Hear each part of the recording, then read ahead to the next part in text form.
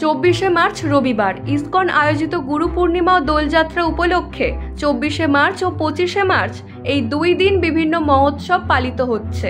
বিকেল 4টায় ভক্তদের সমাগমে রাধা কৃষ্ণকে আবির মাখিয়ে নিজেরাও আবিরে রঙিন হয়ে নগর কীর্তনে বেরোলেন ইসকন মন্দিরের ভক্তরা ও শিষ্যরা। দূর দূরান্ত থেকে অগণিত ভক্ত এই নগর কীর্তনে সামিল হন।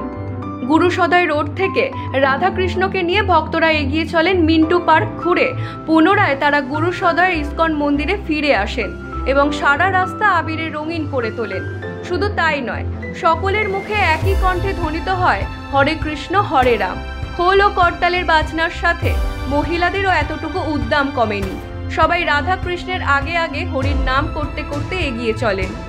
মহোৎসব উপলক্ষে থাকছে 24শে মার্চ সন্ধ্যা আরতি, মহাপ্রসাদ বিতরণ, 25শে মার্চ সকাল 8টায় গুরু পূজা, 8:30টায় শ্রীনগর দর্শন, রাধা গোবিন্দ মন্দিরে, এরপর ইসকন হাউসে কীর্তন, গুরু কথা, প্রাইজ বিতরণ ও মহা আরতি ও মহাপ্রসাদ বিতরণ চলবে। চারিদিকে যখন সবাই রঙিন রঙে মেতে উঠবে, সেই সময় ইসকন মন্দিরে চলবে নাম, গান ও আরতি এবং পূজা।